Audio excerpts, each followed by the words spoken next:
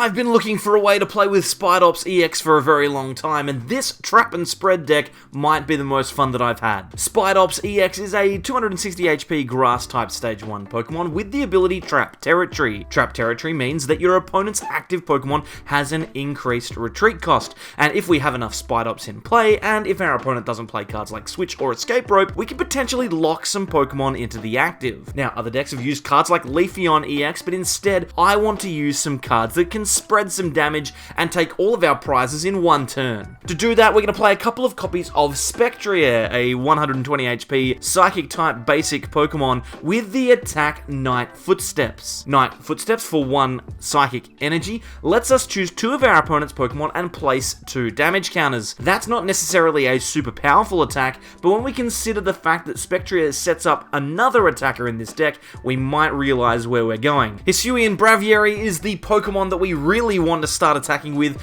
It's a 120 HP normal type Stage 1 with the attack Eerie Cry. It's a free attack, costs no energy, that puts 3 damage counters on every single Pokemon on our opponent's side of the field that has any damage counters on it. Add in a card like Radiant Alakazam to help us move damage counters around our opponent's board, and we can easily trap something in the active with our Spidops, use Hisuian Braviary to deal 30 damage every turn, and potentially win the game in a single attack thanks to that brilliant spread. Now obviously this is not going to work all the time, players can obviously get around it with cards like Switch and that kind of stuff, but if we do manage to get our opponent into a position where they have a Pokemon locked in the active, we should be able to win the game quite easily. And for that reason, we're going to play some cards that get our opponent's Pokemon into the active, in particular Pokemon Catcher, Flip a Coin. If heads, bring up opponent's Pokemon from the bench to the active. Pokemon Catcher is just such a fun card, I love playing it. We're also going to play some other cards that might help spread some damage around the board, like Rocky Helmet and also Old Cemetery. These cards might give us some extra damage counters to accelerate our win condition. Beyond that, this deck is a lot of fun. It's definitely not meta, so do not expect to take this out onto the standard ladder and win games, but if you're playing casually, Spidops EX, Trap and Spread is very, very nice. Let's take it out there now and see if I can't get a game where the thing works. I just realized that I recorded the entire intro with a weird, like, triangle in between on the screen where my green screen wasn't covered. We've not got a great start here, frankly. I'm not happy with this. We've got a Rufflet in the active, we've got a Bidoof on the bench. At the very least, we've got a Bibarel and a Braviary, although to be fair, the Hisuian Braviary doesn't do anything unless we have damage on the field. So this might be a slow start, and we're up against Giratina. Lost Zone Giratina could potentially pose a relatively large threat to us, but we're going to play through the pain here. We're going to see whether we can manage it. Our opponent grabbing a Manaphy, which is actually really good for us, because the damage that we spread is by placing damage counters rather than by spreading damage. So I think we might just have a target for one of the 2 Pokemon catchers that are in our hand. If we can lock that Manaphy in the active at some point during the game, we might just be able to get ourselves going. Now, our opponent has had quite a slow start, which is good. I am playing on the casual ladder, so for reference, it's not as hyper-competitive. Well, Bibarel just wouldn't go onto the field of play there. So I am playing on that particular ladder, so it's not the end of the world if we lose here, but oh, flipped heads on the Pokemon Catcher, that's nice. We'll bring that Manaphy up, thank you very much. And it means that we might not be playing against optimal lists, but you know what? It doesn't bother me even remotely. Let's get some thinned cards out of our hand and use Bibarel, and that's fine. We can work with this Tarountula, and we might also grab ourselves that Spectrier that we wanted. Now we can actually get an attack off this turn. We can switch into the Spectrier, and we can use Night Footsteps to place 2 damage counters on 2 of our opponent's Pokemon. I'm going to go with the Comfey and the Giratina on the bench. Last turn, our opponent couldn't get out of the active with their Giratina V, so hopefully they're in a similar spot now, although they did find some more cards thanks to their first attack, the name of which I've forgotten and I will not be looking for. So we'll see what happens here. Beach Court means that Manaphy can retreat, but not for long. We'll be able to get that locked into the active at some point with enough Spidops, I'm sure. We'll see whether or not we can get a Spidops this turn. But yes, no, I've had a lot of fun trying to get this deck to work. It's obviously quite combo heavy and quite reliant on not playing against decks that have switching effects, so Lost Box not necessarily the best deck to test it out against, but, you know, we'll see if we can get some knockouts on things like Comfeys by using Braviary a couple of times. Maybe our opponent does get locked in the active at some point. I think we should be able to show off at least the way the deck works, and that's the critical thing. It doesn't matter whether we win, all that matters is that the deck itself does what it's supposed to do. So we'll see whether or not it's going to happen though. Our opponent going into a Comfey for a flower selecting to look at the top 2 cards of their deck. Choose one to the Lost Zone and then one to their hand. They send the Beach Court into the Lost Zone there, which is quite nice. It means that our Old Cemeteries might stick, and also means that our opponent won't be able to easily retreat Manaphy's if they do get locked in the active.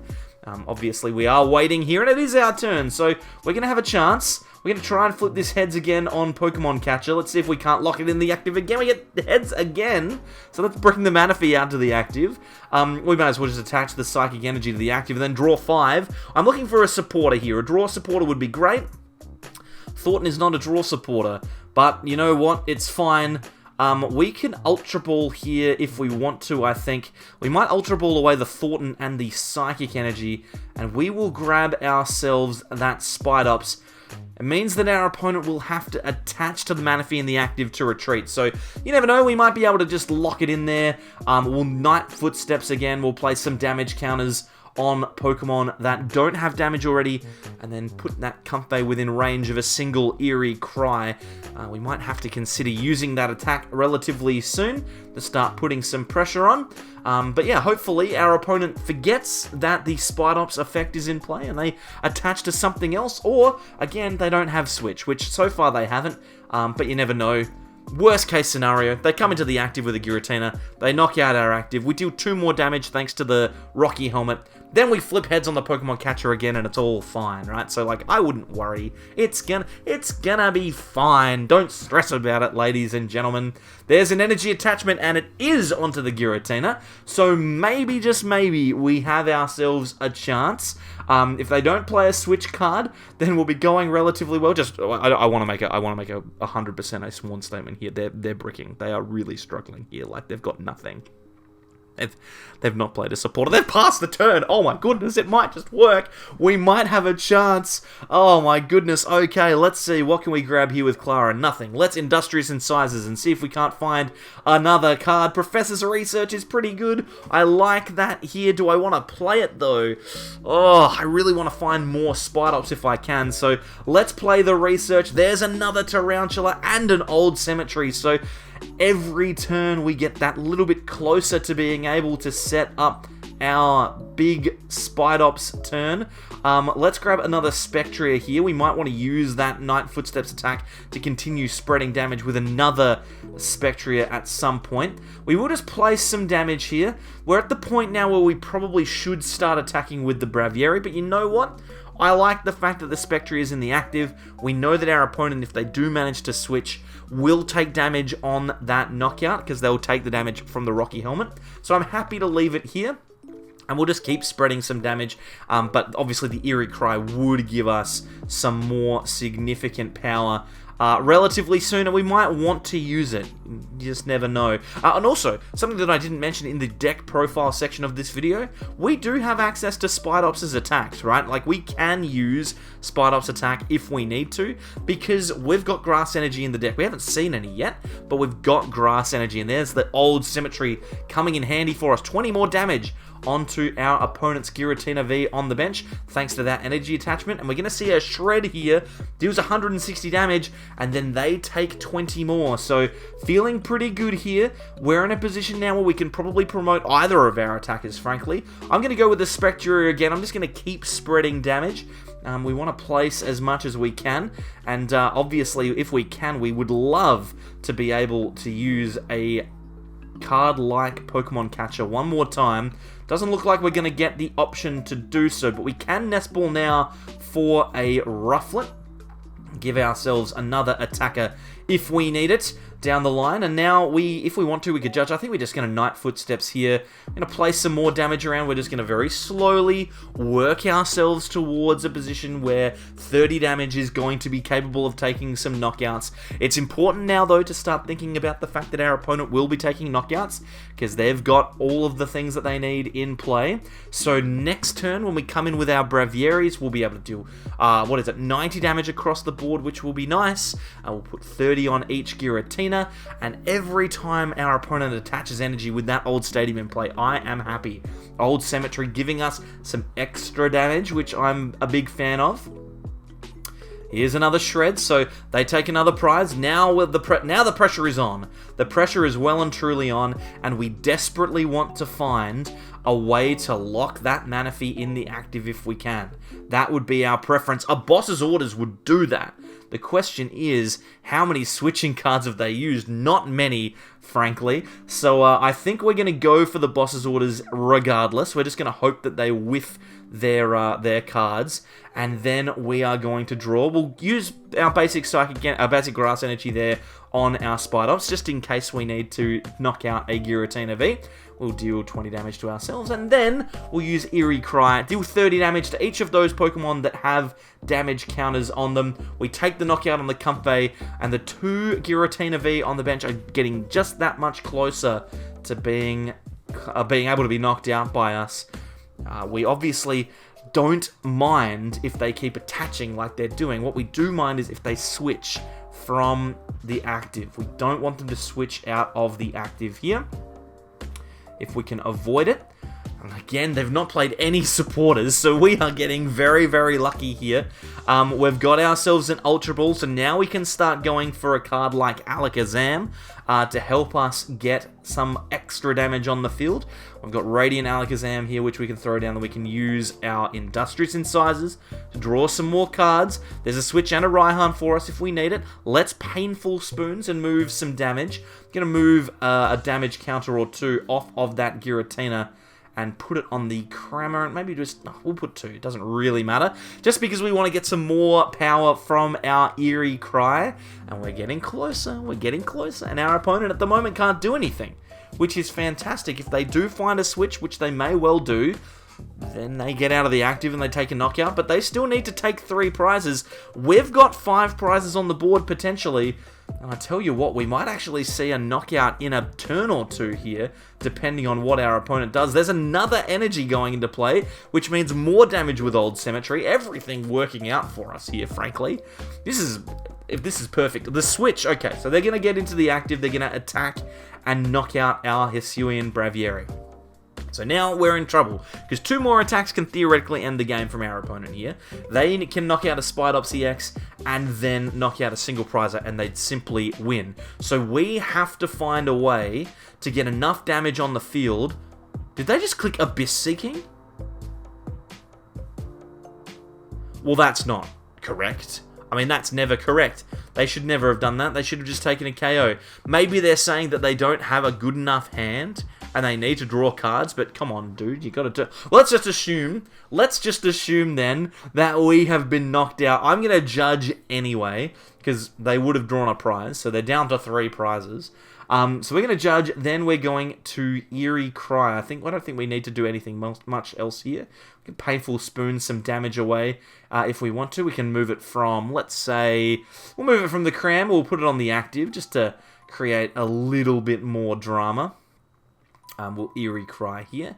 What that does is it just means that our damage having moved around a bit, we can theoretically put ourselves in a winning... In fact, I didn't even need to move any here. I could have just left it on the Cram, and then next turn, another Eerie Cry would have won the game. So, oh, okay, well, this is not a regular Giratina deck for sure. That Galarian Rapidash is not a card that I would necessarily be expecting to see, nor is that Avery. Avery is actually quite painful here for us.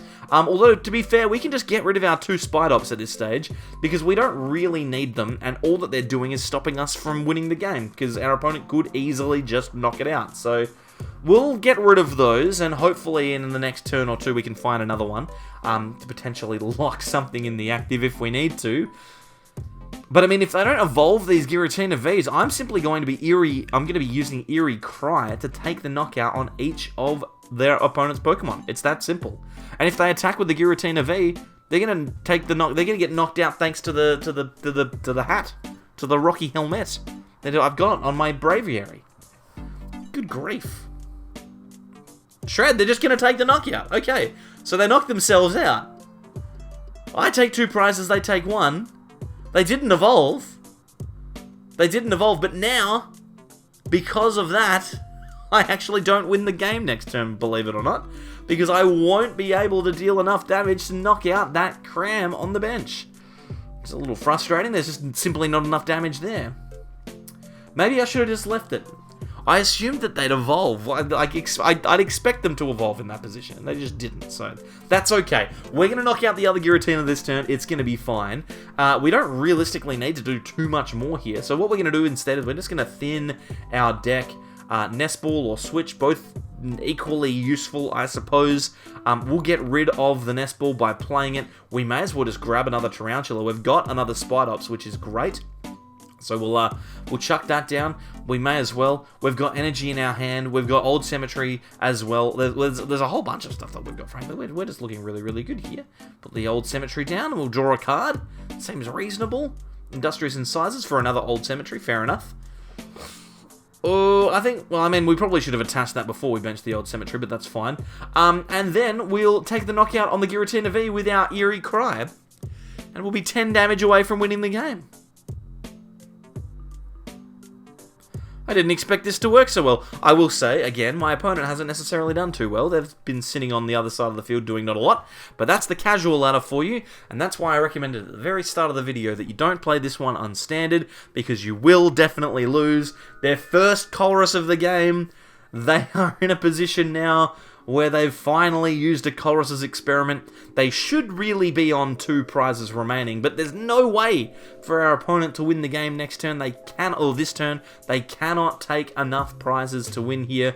I've not refreshed my memory on what the Galarian Rapidash does, but I can tell you right now, it doesn't take 2 prizes this turn. It would normally be used to put everything on 100 HP remaining. But I've got lots of Pokemon that just don't care about that right now, so it's not the end of the world. I'm just going to sit back and relax, because I think we've managed to win. I think we've managed to win a game with Hisuian Braviary. I will say this much. I have been playing this deck for about an hour and a half, so I'm gonna keep this one. I'm gonna keep this game. We're gonna put the Tarountula in the active. We don't care. We've got a Switch in hand. They can do whatever they like. They can promote their Rapidash. They can use Psychic. They can do whatever they want. It's fine. Next turn, we will send forth our Hisuian Braviary, and we will take the game. Unless this Sableye kills it. In which case, I will be very cross. Don't do this to me. Don't do this. Don't have me just lose. Don't have me just lose. It's okay. They're gonna use Psychic. Okay, it was fine.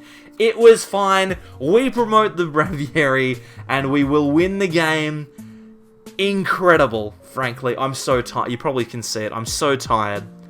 I finally got a game with this thing. Eerie Cry takes the knockout. Thank you so much, everyone, for sticking with me for this one. Hopefully you've enjoyed it. If you want to test it out, go for it. The link's in the description, etc. Whilst you're down there, like, comment, subscribe, all that good stuff. I will catch you all next time for more from the Sableyes. Goodbye. I'm gonna go and have a nap.